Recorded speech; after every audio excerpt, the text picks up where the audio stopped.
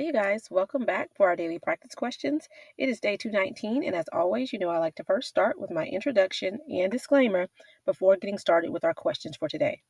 So for those of you who are familiar with me, hey y'all. For those of you who are new here, welcome, welcome, welcome. I am Dr. Brittany Weinstock. I am a family nurse practitioner, and I am the founder and CEO of the Nursing Studio. I provide resources, tools, review courses, review videos, review books, digital flashcards, Q banks, one-on-one sessions, and more to assist nurses as well as nurse practitioners with success on their boards as well as in practice. I've been doing this since 2015, assisting nurses and nurse practitioners internationally with exam success. But y'all know my disclaimer and reminder is that we know there's no absolutes in medicine. We treat on a patient-by-patient basis, and any other questions that you see here, I have designed and created based on the current guidelines that are being tested on the ANCC as well as AANP exam. Now, any of my videos where I'm teaching on things that we currently do in practice, I will always say that so there's no confusion. So with that being said, let's get into question number 1 for today. But before we get started, don't forget to hit the subscribe button so you're not missing any of my videos. And if you would like to gain access to my NP Test Success Toolkit, it's free and linked in the description. Also, my website is linked in the description, but I wanted to show y'all the easiest way I have found when people are reaching out to me, how to locate all of my things. So if you take a look here, I just did a screenshot of Google. So if you do a Google search of the Nursing Studio, it will take you to this right here. You will see my business profile is what they call it, and you can see reviews on me, and what students have to say. You can leave a review if I have assisted you in any shape, form, or fashion. You see the number that you can call. You can text this number. You see the link for the website. It'll take you directly to my website that houses all of the resources that I offer, and the about page, so you know everything that the nursing studio can provide. You'll have access to the resources, how to contact, etc. So I think this is the easiest way to get access to everything. All right, y'all, let's get into the questions. Question number 1 states, a 24-year-old patient reports experiencing wheezing and chest tightness about once a month, usually during exercise or with viral illness. She is otherwise healthy and has normal spirometry between episodes. According to GINA guidelines, what is the preferred initial treatment? Is it A, a daily low-dose inhaled corticosteroid? Is it B, an as-needed low-dose ICS and formoterol? Is it C, a short-acting beta agonist as needed? Or is it D, montelukast daily? Take a moment and tell me what you got in the comments, y'all. All right, so I always recommend reading the stem of the question first, as it allows you to slow down to ensure you're answering what is being asked of you. So here, the stem of the question states, according to GINA guidelines, what is the preferred initial treatment? All right, so here's a treatment question. And I tell y'all, when they are asking for a treatment, look to see if they provided you with a diagnosis. Now you do, because in the stem, it says according to GINA guidelines. So we know that's talking asthma, right? But you still want to go back and see what's going on. But also pay attention to the terms listed in the stem. It says initial treatment. So we're looking for the first line therapy for this scenario according to based on asthma, I should say, a diagnosis of asthma. So we have a 24-year-old patient. They report experiencing wheezing, chest tightness about once a month. They usually see this during exercise or when they have a viral illness, otherwise healthy and has normal spirometry between episodes. So this sounds like this would be newly diagnosed asthma and they're having these intermittent mild symptoms, right?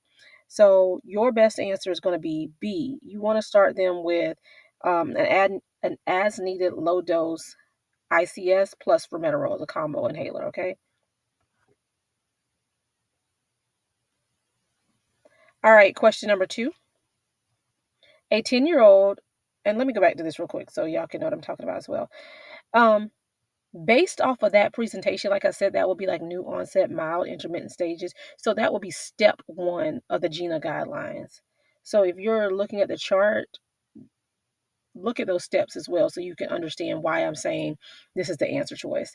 I just wanted to make sure to go back and say that to you. So if you're trying to review this, because I get so many questions when I'm doing one-on-one sessions with asthma and COPD I know it's easily to get hung up on these because there's so many steps, but look at that chart. It's so helpful. So I wanted you to understand why I was saying that. So if you're reviewing, you know how to go back and look at that.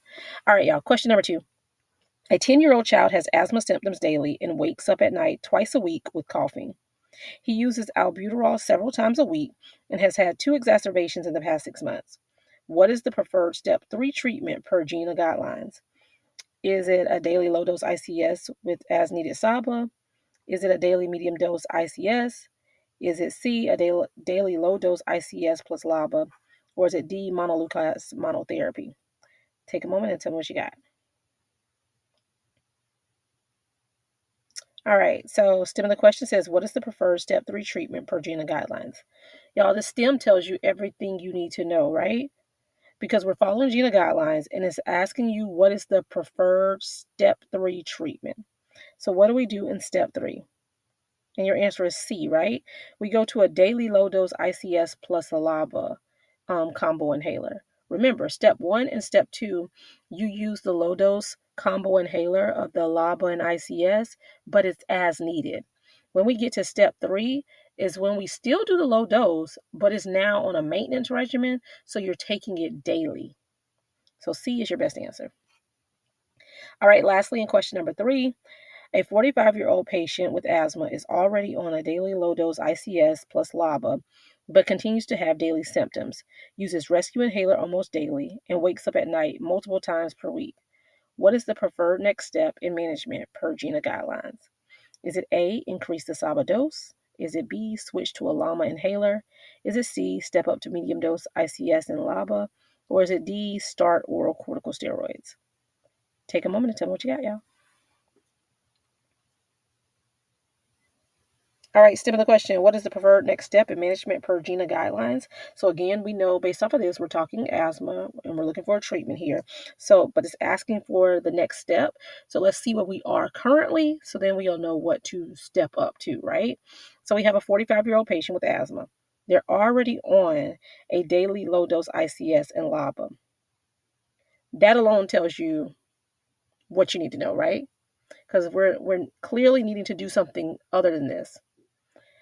And if you know GINA guidelines, then you know the next step. It's asking you the next step, right? And we're already at a daily low dose ICS plus LABA. So the next step would be step 4. So you would go from a low dose to a medium dose. Remember with the GINA guidelines now, the dosages increase as you step up. So it's still that ICS plus LABA, but now you're on a higher dosage. So where we started on that last question, a daily low dose ICS plus LABA, when that is not covering them enough, when you step up, you're now doing a daily medium dose ICS plus LABA. So C is your best answer. Y'all go look at that chart. I promise you, it'll help you see it clearer. Again, when I'm doing these sessions, I always speak on the chart and they're like, yeah, I looked at it and I'm like, okay, let's walk through it. And when I show the chart and walk through it with them, that's when it's like, oh, okay. You begin to get it. You begin to get it then when you hear me speaking it and then you're seeing it. So pull that chart up so that you can see what I'm saying in these videos. I promise it's going to make more sense. All right, y'all. I hope you found this helpful. As always, be sure to like, comment, subscribe, and share with whoever you may think may find this beneficial as well. But y'all know what to do. Y'all make sure y'all meet me back here. And if you need any of the resources that I do offer, feel free to reach out to the Nursing Studio. As I told you, if you go straight to Google and just type the Nursing Studio in, it'll give you all of this access. The telephone number that you can call or text, the email where you can shoot emails to us, and the website and review options. So you're able to see all of the resources, all the tools, and everything that you need. But if you want to go directly to the website, it is www.thenursingstudio.org. All right, y'all. Y'all know what to do. Y'all make sure y'all meet me back here. Happy studying. Bye, y'all.